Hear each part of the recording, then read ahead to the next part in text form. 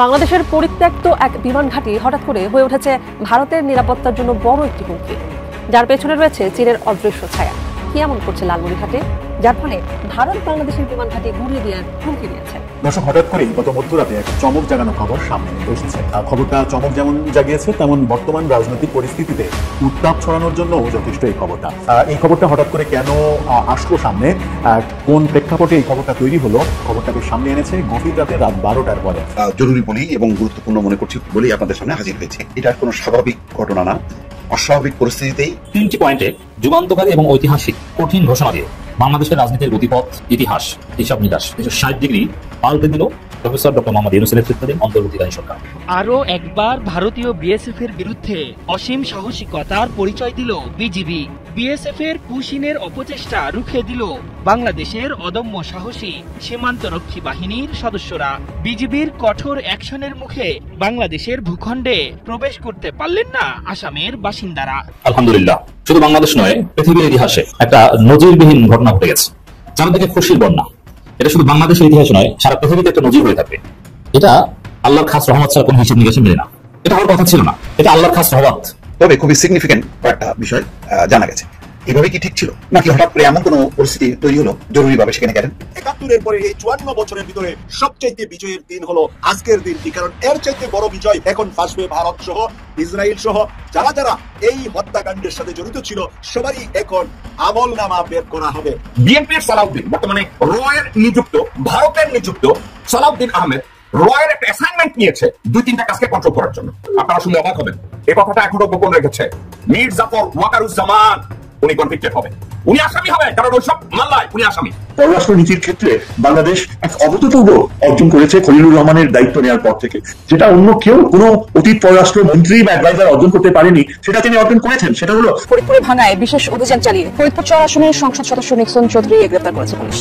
Police জানায়, গোপন সংবাদের ভিত্তিতে ভাঙা উপজেলা সহ পৌর এলাকায় গত কদিন ধরেই অভিযান চালানো হয়। জাপানের টোকিওর উদ্দেশ্যে ঢাকার হযরত শাহজালাল বিমানবন্দর থেকে যাত্রা করেন প্রধান উপদেষ্টা ডক্টর মোহাম্মদ ইউনূস। আর এর মধ্য দিয়ে বাংলাদেশ জাপান সম্পর্ক আরো গভীর ও কৌশলগত স্তরে নিয়ে যাওয়ার সম্ভাবনার দরজা খুলে গেল। প্রধান উপদেষ্টার 4 দিনের এই সফরে সই হতে যাচ্ছে 7টি চুক্তি ও সমঝোতা স্মারক। সম্মানিত দর্শক, আসসালামু আলাইকুম। প্রতিদিনের মতো নতুন একটা ভিডিও নিয়ে আবারও হাজির হয়েছে আপনাদের সামনে। আমাদের আজকের ভিডিওতে অত্যন্ত গুরুত্বপূর্ণ তথ্য শেয়ার করা হয়েছে। দয়া করে ভিডিওটি শুরু থেকে শেষ পর্যন্ত ধৈর্য সহকারে দেখে একটি লাইক দিয়ে সবাইকে বেশি বেশি শেয়ার করে দিবেন।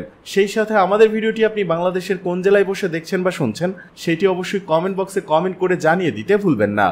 আরও একবার ভারতীয় বিএসএফ এর বিরুদ্ধে অসীম সাহসিকতার পরিচয় দিল বিজিবি।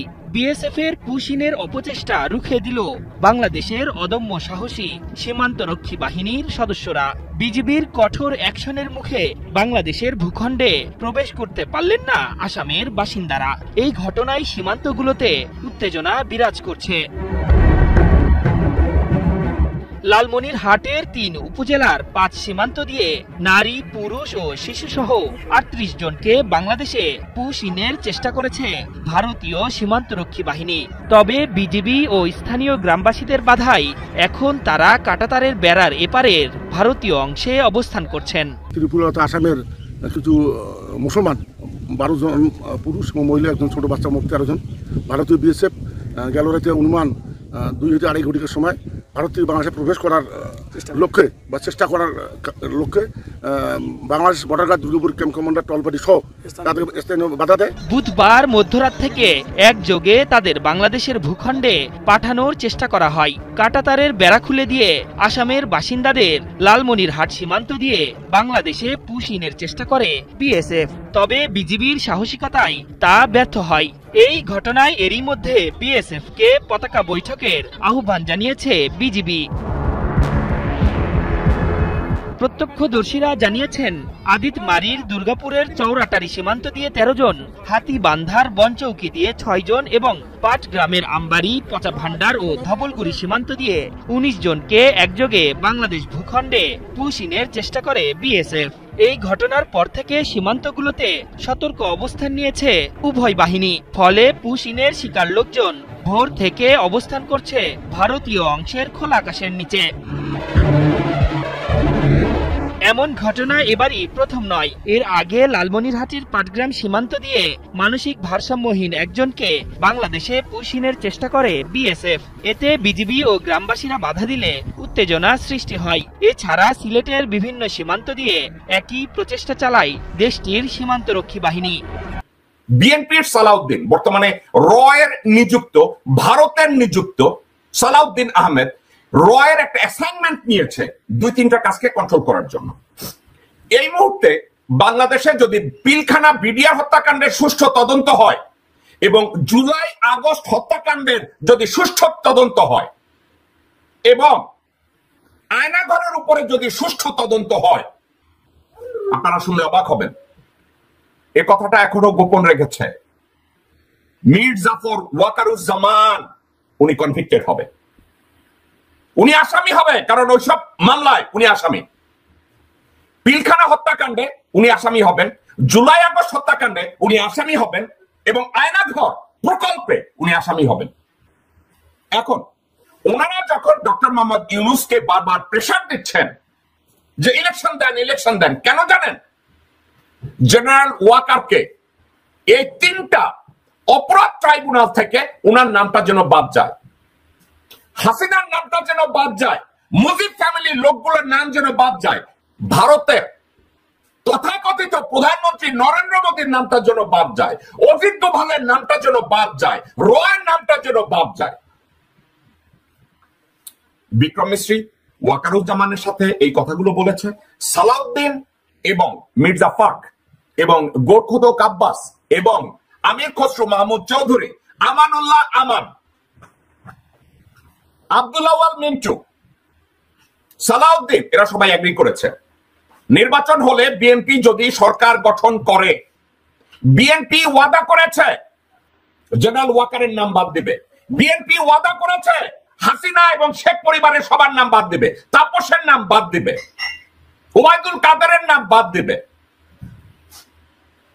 তো এখন ওয়াকার চিন্তা করছে বিএনপি কে যে কোনো মূল্যে ক্ষমতায় আনতে হবে, তার নামটা যেন এসব হত্যাকাণ্ড মামলা থেকে তার নামটা যেন বাদ যায়। হঠাৎ করে তারা ওয়াকার ডক্টর মোহাম্মদ ইউনূসের অথরিটিকে চ্যালেঞ্জ করলো। কেন চ্যালেঞ্জ করলো? দর্শকবৃন্দ, তারা বলছে করিডোরের কথা। দর্শকবৃন্দ, আপনারা করিডোর নিয়ে যদি একা একা চিন্তা করতে যান, আপনাদেরকে আমি একটা কথা আমি জিজ্ঞাসা করি। আমি গত 2 দিন ধরে আমি কন্টিনিউয়াসলি আপনাদেরকে মেসেজ দেখিয়েছি, প্রমাণ দিয়েছি যে এই ওয়াকারের চোখের সামনে থেকে রাস্তায় করিডোর দিয়েছে, বিমান পথে করিডোর দিয়েছে, জল পথে করিডোর দিয়েছে, আকাশ পথে করিডোর দিয়েছে। ওয়াকার কি একবারও কোনো কথা বলেছে ভারতের সাথে? একবারও ওয়াকার কোনো কথা বলে নাই। আজকে বলছে অনির্বাচিত সরকার কোনো সিদ্ধান্ত নিতে পারে না, ভোটাধিকার দেওয়ার মতো যোগ্যতা বর্তমান ক্ষমতাসীন সরকার রাখে না। আচ্ছা, ওয়াকার তো 14 সালের নির্বাচন তার চোখের সামনে দেখেছে, ওয়াকার 18 নির্বাচন চোখের সামনে দেখেছে, ওয়াকার 24-এর নির্বাচন 7 জানুয়ারি নিজের চোখে দেখেছে। একবারও কি বলেছে এই 3টা নির্বাচন ভুয়া ছিল? এই 3টা নির্বাচন নিয়ে ওয়াকার কোনো মন্তব্য করেছে? আমার জানা মতে ওয়াকার কোনো মন্তব্য করে নাই। কেন মন্তব্য করে নাই? একটা কারণে করে নাই, কারণ এখানে যদি কোনো মন্তব্য করতে যায়, then Walker himself is going to incriminate himself, নিজেকে নিজে দোষারোপ করতে হবে। জাপানের টোকিওর উদ্দেশ্যে ঢাকার হযরত শাহজালাল বিমানবন্দর থেকে যাত্রা করেন প্রধান উপদেষ্টা ডক্টর মোহাম্মদ ইউনূস। আর এর মধ্য দিয়ে বাংলাদেশ জাপান সম্পর্ক আরো গভীর ও কৌশলগত স্তরে নিয়ে যাওয়ার সম্ভাবনার দরজা খুলে গেল। প্রধান উপদেষ্টার 4 দিনের এই সফরে সই হতে যাচ্ছে 7টি চুক্তি ও সমঝোতা স্মারক। বাংলাদেশ থেকে জনশক্তি নেয়া, গভীর সমুদ্র বন্দর ঘিরে জাপানের বিশাল অর্থনৈতিক কৌশল, নারায়ণগঞ্জের 2500-এর জাপানি ইকোনমিক জোনে চাঞ্চল্য ফিরে আসা, নতুন মেগা প্রকল্প গ্রহণ ও জাপানের ঋণে চলা উন্নয়ন প্রকল্পে গতি আনতে এই সফর কতটা গুরুত্বপূর্ণ এই প্রতিবেদনে তা তুলে ধরব। স্বাধীনতার পর থেকে বাংলাদেশের সবচেয়ে অকৃত্রিম বন্ধু জাপান। 1972 সালের 10 ফেব্রুয়ারি বাংলাদেশকে স্বীকৃতি দেওয়ার মধ্য দিয়ে সেই যে কূটনৈতিক সম্পর্কের শুরু, এরপর থেকে জাপান বাংলাদেশকে শুধু দিয়ে গেছে। খোঁজ নিয়ে জানা যায় বর্তমানে বাংলাদেশে জাপানের অর্থায়নে 80টির বেশি প্রকল্প চালু আছে। বর্তমানে প্রায় 350 জাপানি প্রতিষ্ঠান বাংলাদেশে ব্যবসা পরিচালনা করছে। দক্ষিণ ও দক্ষিণ পূর্ব এশিয়ায় জাপানি বিনিয়োগের প্রধান গেটওয়ে হয়ে উঠেছে বাংলাদেশ। বাংলাদেশের মোট যত বিদেশি ঋণ আছে এর মধ্যে জাপানের ঋণ 17%। এমনিতেই বাংলাদেশের অবস্থান এশিয়ার এক গুরুত্বপূর্ণ ভৌগোলিক কেন্দ্রবিন্দুতে। একদিকে ভারত, অন্যদিকে চীন, আবার বঙ্গোপসাগরের পাশে থাকায় জাপান, যুক্তরাষ্ট্র সহ অন্যান্য বড় শক্তির জন্য এই অঞ্চল কৌশলগতভাবে গুরুত্বপূর্ণ। জাপান ইতিমধ্যেই বিমস্টেক ইন্ডাস্ট্রিয়াল ভ্যালি ধারণা নিয়ে কাজ করছে, যাতে বাংলাদেশ হবে একটি কেন্দ্রবিন্দু। ডক্টর ইউনূস প্রায় বলে থাকেন, এই অঞ্চলে সমুদ্রের একমাত্র অভিভাবক বাংলাদেশ। এটি শুধু কথার কথা নয়, জাপানও বিশ্বাস করে প্রকৃতিগতভাবে সমুদ্র কেন্দ্রিক ব্যাপক সম্ভাবনা নিয়ে বসে আছে বাংলাদেশ, আর সেখানেই এগিয়ে এসেছে জাপান। জাপানি সংস্থা penta ocean construction company limited এবং টিওএ কর্পোরেশনের সাথে মাতারবাড়িতে দেশের প্রথম গভীর সমুদ্র বন্দর নির্মাণের জন্য একটি চুক্তি সই হয়েছে। কক্সবাজারের মহেশখালীর মাতারবাড়িকে বাংলাদেশের কৌশলগত বন্দর হিসেবে গড়ে তুলতে চায় জাপান। জাপান এই বন্দরকে দক্ষিণ এশিয়ার সবচেয়ে গুরুত্বপূর্ণ গভীর সমুদ্র বন্দর ও স্ট্র্যাটেজিক একটি বন্দর হিসেবে দেখছে।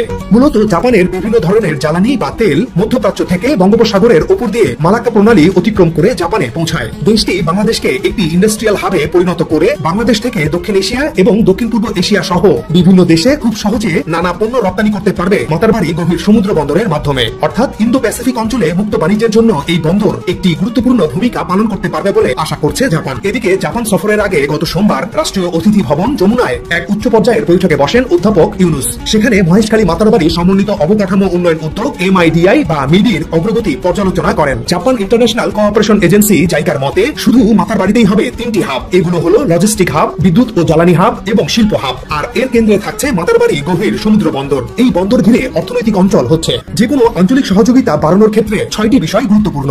এগুলো হচ্ছে পরিবহন বা যাতায়াত, সংযোগ শিল্প, তথ্য প্রযুক্তি, মুক্ত বাণিজ্য অঞ্চল বা FTA, বিদেশি বিনিয়োগ এবং অবকাঠামো উন্নয়ন। এমনিতে নারায়ণগঞ্জের 2500 জাপানিজ অর্থনৈতিক অঞ্চল আছে। এর বাইরে মিডি অঞ্চলের মধ্যে দ্বিতীয় আরেকটি ডেডিকেটেড জাপানি অর্থনৈতিক অঞ্চল করতে চায় জাপান। এছাড়া সৌদি আরবের petrochemical giant Aramco, Abu Dhabi ports, Saudi আরবের বন্দর অপারেটর রেড সি গেটওয়ে, জাপানি বিদ্যুৎ উৎপাদনকারী জেরা এবং মালয়েশিয়ান পেট্রোকেমিক্যাল কোম্পানি পেট্রোনাস সহ বেশ কয়েকটি আন্তর্জাতিক কোম্পানি এই অঞ্চলে বিনিয়োগের আগ্রহ প্রকাশ করেছে। একদিকে যখন গভীর সমুদ্র বন্দরের কাজ চলমান থাকবে, তখন অন্যদিকে চলবে সংযোগ সড়ক নির্মাণের কাজ। আমি এখন যে সড়ক ধরে এগিয়ে যাচ্ছি, এটি চকরিয়া থেকে সোজা চলে গেছে মাতারবাড়ি বন্দরের দিকে। বর্তমানে এটি 2 লেনের। এই সড়কটি বন্দরের কাছাকাছি 4 লেন থেকে 6 লেনে উন্নীত করার কাজ চলছে। জাপানের আন্তর্জাতিক সংস্থা জাইকার অর্থায়নে মাতারবাড়ি বন্দর এবং সংযোগ সড়ক নির্মাণ প্রকল্প বাস্তবায়ন করা হচ্ছে। মাতারবাড়িতে 1200 মেগাওয়াট তাপবিদ্যুৎ কেন্দ্র নির্মাণ করেছে জাপান। গভীর সমুদ্র বন্দরের কাজও শুরু হয়ে গেছে। শুরু হয়েছে সংযোগ সড়ক নির্মাণের কাজ।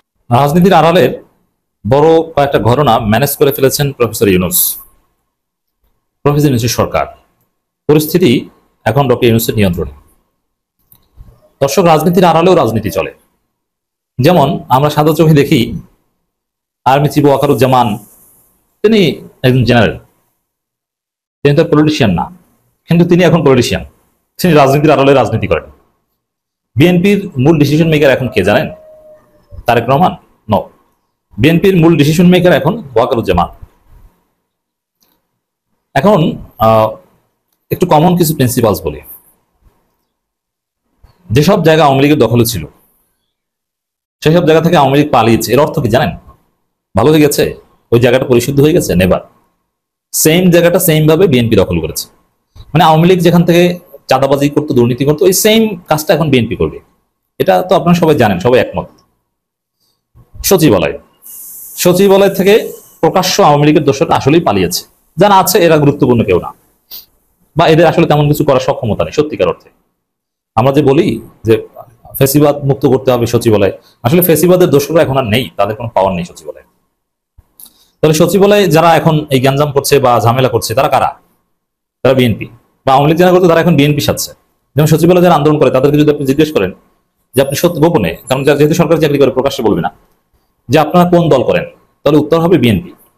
অথবা এই সচিবালয় কর্মকর্তা কর্মচারীদের মধ্যে যে বিভিন্ন গ্রুপ আছে, তার মধ্যে কোন দলপন্থী বা বিভিন্ন পেশাজীবী নির্বাচন হয়, এই আন্দোলনকারীরা কোন দলপন্থী, এর সহজ উত্তর বিএনপি। তাহলে আওয়ামী লীগের লুটপাট করা জায়গাগুলো থেকে আওয়ামী লীগ পালানোর অর্থ হচ্ছে এখন সেই লুটপাট বিএনপির হাতে। লুটপাট কিন্তু বন্ধ হয়নি, এটা একটা এস্টাবলিশড বাস্তবতা। তো এখন বিএনপি রাজনীতির আড়ালে রাজনীতি করছে ওই সচিবালয় কর্মকর্তা কর্মচারীদের মাধ্যমে। ক্লিয়ার? ওটা বিএনপির রাজনীতি। বিএনপি উপরে উপরে বলে আসছে, স্যার আমরা আপনার পদত্যাগ চাই না, আপনি 18 কোটি মানুষের ইউনূস পাম। আর ভিতরে ভিতরে তারা আড়ালে রাজনীতি করছে। সচিবালয়ে বিক্ষোভ উস্কে দিয়েছে যে তোমরা করো, আমরা দেখবো, ক্ষমতা তো আমরা, তোমাদের চাকরি কে খায় আমি দেখবো। সালাউদ্দিন আহমেদ বলেছে। আর সালাউদ্দিনকে পরামর্শ দেয় কি ওয়াকার। তেমনি যে ইশরাকের লোকজন, যে তোমরা আন্দোলন করো আমি দেখবো, এটা কার পরামর্শ? চোখ বুঝে আপনি ধরে নেন এটা ওয়াকারের পরামর্শ। ঠিক আছে, এখন ঘরে চলে যাও, রাজপথ ছেড়ে দাও, এটা ওয়াকারের পরামর্শ। এটা হচ্ছে রাজনীতি, আড়ালের রাজনীতি, প্রকাশ্য রাজনীতি না। তা আড়ালের রাজনীতিবিদ এখন ওয়াকার, আর বিএনপি এখন আড়ালের রাজনীতি করে। আরো সামনে অনেক দেখবেন এই আড়ালের রাজনীতি, অনেক নন পলিটিক্যাল বিভিন্ন গ্রুপ রাজপথে নামবে ডক্টর ইউনূসের বিরুদ্ধে, সরকারকে, দেশকে অস্থিতিশীল করতে চাইবে। এটাই হচ্ছে রাজনীতির আড়ালের রাজনীতি। এই রাজনীতির আড়ালের রাজনীতি অনেক কিছু ম্যানেজ করে ডক্টর ইউনূস পরিস্থিতি নিয়ন্ত্রণে এনেছে।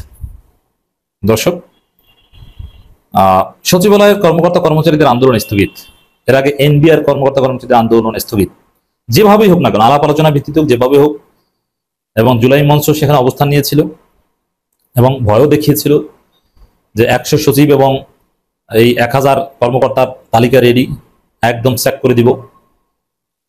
এসব নানান হুমকি ধামকিতে এবং তোমাদের সমস্যা কি সেটাও দেখা হবে, যৌক্তিকভাবে আন্দোলন স্থগিত করাতে পেরেছে। তো এটা একটা অর্জন, এটা ওয়াকারের আরেকটা ফেইলিউর, বিএনপির আরেকটা ফেইলিউর। তো বিএনপি চায় এগুলোর মধ্য দিয়ে চূড়ান্তভাবে মানে ডক্টর ইউনূস বিরক্ত হয়ে যেন ডিসেম্বরের নির্বাচনের রোডম্যাপ ঘোষণা করেন, যে ডিসেম্বর নির্বাচনের রোডম্যাপ কিন্তু ঘোষণা করা হয়েছে, এই যে ডিসেম্বর থেকে জুনের মধ্যে নির্বাচন, এটাই রোডম্যাপ, আর বাকি আছে শিডিউল, তফসিল। কিন্তু বিএনপি চায় ডিসেম্বর নির্বাচনের তফসিল, মানে ডিসেম্বর থেকে এই কথাটা বাদ, এখন থেকে ডিসেম্বরের মধ্যে নির্বাচন। এই জন্যই বিভিন্নভাবে আন্দোলন করিয়ে দেশকে অস্থিতিশীল করে ডক্টর ইউনূসকে বিরক্ত করছে। কিন্তু না, এটা ম্যানেজ করে ফেলেছেন ডক্টর ইউনূস। সচিবালয় আন্দোলন স্থগিত, পল্লী বিদ্যুতের আন্দোলনের ওখানে নাকি আবার জামাতের লোকজন নিয়ন্ত্রণ নিয়েছে, অতএব টেনশনের কিছু নেই। কিছু যৌক্তিক বিষয় অবশ্যই আছে, এটাকে ব্যবহার করেই এই চেষ্টা। যেমন সচিবালয় কর্মকর্তা কর্মচারীদের বিক্ষোভেরও যৌক্তিক কিছু পয়েন্ট আছে, তাদের চাকরি যে কোনো সময় খেয়ে দেওয়া, কিংবা সরকারের একদম বিরুদ্ধে কিছু বলা যাবে না, মানে এই টাইপের নিবর্তনমূলক কিছু বিষয় আছে, এটা আমরা অস্বীকার করছি না। কিন্তু এই জন্য আপনি চাকরিবিধি লঙ্ঘন করে আপনি জনগণকে জিম্মি করে আন্দোলন করবেন, এটা তো হয় না। সচিবালয়ের কর্মকর্তা কর্মচারীদের আন্দোলন স্থগিত, এটা পরিস্থিতি ডক্টর ইউনূসের নিয়ন্ত্রণে নেওয়ার একটা বিষয়। তবে এটা আমি কিভাবে ব্যাখ্যা করলাম বুঝছেন তো, যে এইটা নিয়ন্ত্রণে বিএনপিকে নিয়ন্ত্রণে এনেছে, বিএনপি একটা আড়ালের রাজনীতি নিয়ন্ত্রণে এনেছে, ওয়াকারকে নিয়ন্ত্রণে এনেছে। সেনা সদরের পক্ষ থেকে যে প্রেস ব্রিফিং আপনারা দেখেছেন, ওই প্রেস ব্রিফিং এটা ডক্টর ইউনূসের আরেকটা বড় অর্জন। এর মানে উপদেষ্টা পরিষদ থেকে যে ধমক দেওয়া হয়েছে, এখতিয়ার বহির্ভূত কেউ কোনো কথা বললে এবং দায়িত্ব পালন করতে অসুবিধার সৃষ্টি করলে, বাধা দিলে জনগণকে জানিয়ে সরকার পদক্ষেপ নেবে, এই যে হুমকি সেনাপ্রধানকে এবং বিএনপিকে, এই হুমকিতে ভয় পেয়ে সেনা সদর প্রেস ব্রিফিং করে জাতিকে জানিয়েছে যে না, সরকারের সাথে আমাদের কোনো বিরোধ নেই, আমরা সরকারের সাথে কাজ করছি, আমাদের আপত্তি নেই, কোনো টেনশন কিছু নেই। মানে খুব নরম নরম মিষ্টি মিষ্টি কথা, ভালো। সেনা সদরের যে প্রেস ব্রিফিং, এটাও প্রফেসর ইউনূস সরকারের একটা অর্জন, যে পরিস্থিতি তার নিয়ন্ত্রণে। আর এই এনবিআর এর আন্দোলন স্থগিত, এটাও একটা অর্জন। আর পল্লী বিদ্যুতের আন্দোলন, ওটা জামাতের লোকজন হাতে নিয়েছে, এটাও একটা অর্জন। সচিবালয় কর্মকর্তা কর্মচারীদের আন্দোলন স্থগিত, এটাও আরেকটা অর্জন। আপাতত কিন্তু ঝামেলা নাই। আমরা সচিবালয় কু, প্রশাসনিক কু নিয়ে নানান কথাবার্তা বলতাম, যে সচিবালয় একটা কু হয়ে যাচ্ছে। কু মানে ডক্টর ইউনূসকে সরানো, কিন্তু শেষ পর্যন্ত আমরা দেখলাম না, সচিবালয় আন্দোলন স্থগিত মানে কু হয়নি, কু হতে পারছে না, পরিস্থিতি ঠিক আছে। তো বর্তমান সময়ে যতগুলো উদ্বেগের জায়গা ছিল সবগুলো ঠিক হয়ে গিয়েছে, নো টেনশন, পরিস্থিতি প্রফেসর ইউনূসের নিয়ন্ত্রণে। বিএনপি ওয়াকার এখন আপনারা চা বেরি খান বসে বসে। সরকারি চাকরি সংশোধন অধ্যাদেশ 2025 বাতিলের দাবিতে আন্দোলনরত কর্মকর্তা কর্মচারী একদিনের জন্য ওই একদিনের জন্য স্থগিত করেছে, মানে সমাধান হয়ে গেছে। বৈঠকের পর সচিবালয় সচিবদের সঙ্গে বৈঠকের পরে আলোচনার সিদ্ধান্ত নেয়। এর আগে সচিবালয় বিকেলে 3:30 ভূমি মন্ত্রণালয় সম্মেলন কক্ষে আন্দোলনরত কর্মচারী নেতাদের সঙ্গে বৈঠকে বসেন কয়েকজন সচিব, ভূমি সচিব সহ কয়েকজন সভাপতিতে আরো বেশ কয়েকজন গুরুত্বপূর্ণ সচিব উপস্থিত ছিলেন। সরকার মন্ত্রীরা কিন্তু ছিল না। এর আগে সচিবালয় কর্মচারীদের লাগাতার আন্দোলনের মধ্যে সকল মন্ত্রিপরিষদ সচিব শেখ আব্দুর রশিদ বেশ কয়েকজন সচিবকে নিয়ে জরুরি সভা করেন। এ সভায় সরকারি চাকরি অধ্যাদেশ পর্যালোচনা কমিটি গঠনের সিদ্ধান্ত হয়। সবাই যেভাবেই হোক না কেন, দুই পক্ষ থেকে একটু ছাড় দিয়ে প্রফেসর ইউনূস পরিস্থিতি নিয়ন্ত্রণে নিয়ে নিয়েছেন। এদিকে অবৈধভাবে পাচার হওয়া সম্পদ ফিরিয়ে আনার জন্য আন্তর্জাতিক সহযোগিতা চেয়েছে বাংলাদেশ। উন্নয়নশীল দেশসমূহ থেকে অবৈধভাবে পাচার হওয়া সম্পদ ফিরিয়ে আনার জন্য বাংলাদেশ আন্তর্জাতিক সহযোগিতা অধিকতর জোরদারের আহ্বান জানিয়েছে। গতকাল যুক্তরাষ্ট্রের নিউ ইয়র্কে জাতিসংঘের সাউথ কোঅপারেশন উচ্চ পর্যায়ের কমিটির 22তম অধিবেশনে বক্তব্য প্রদানকালে জাতিসংঘে নিযুক্ত বাংলাদেশের স্থায়ী প্রতিনিধি সালাউদ্দিন নোমান চৌধুরী বৈশ্বিক ন্যায় বিচার এবং পারস্পরিক বিশ্বাসযোগ্যতার স্বার্থে এ বিষয়ে আন্তর্জাতিক পর্যায়ে সম্মিলিত রাজনৈতিক সদিচ্ছার আহ্বান জানান। রাষ্ট্রদূত স্বল্পোন্নত দেশ থেকে উত্তরণের জন্য প্রক্রিয়াধীন দেশসমূহের জন্য বর্তমানে বিদ্যমান বিশেষ সুবিধাগুলো দীর্ঘায়িত করার উপর গুরুত্ব আরোপ করেন। তিনি বলেন, এই সুবিধাগুলো আকস্মিকভাবে প্রত্যাহার না করে ধাপে ধাপে তুলে নেওয়া উচিত, যাতে উত্তরণ প্রক্রিয়া টেকসই ও অপরিবর্তনীয় হয়। তিনি উন্নয়নশীল দেশগুলোর নিজস্ব সম্পদ আহরণ এবং গুরুত্বপূর্ণ মৌলিক নাগরিক সেবা নিশ্চিত করতে সোশ্যাল বিজনেস বা সামাজিক উদ্যোগের গুরুত্ব তুলে ধরেন। রাষ্ট্রদূত বলেন, স্বাস্থ্য, শিক্ষা, খাদ্য, নিরাপত্তা এবং নবায়নযোগ্য শক্তির মতো খাতে এই ধরনের উদ্যোগ ইতিবাচক ও গুণগত পরিবর্তন আনতে সক্ষম। যুব সমাজকে উন্নয়নশীল দেশগুলোর প্রধানতম শক্তি হিসেবে উল্লেখ করে রাষ্ট্রদূত তরুণদেরকে উন্নয়ন কার্যক্রমের কেন্দ্রবিন্দুতে রাখার উপর গুরুত্ব আরোপ করেন। তিনি তারুণ্যের সম্ভাবনাকে সম্পূর্ণভাবে কাজে লাগাতে শিক্ষা ও কৃত্রিম বুদ্ধিমত্তা সহ উদীয়মান প্রযুক্তি খাতে দক্ষতা অর্জনের অধিকতর বিনিয়োগের আহ্বান জানান।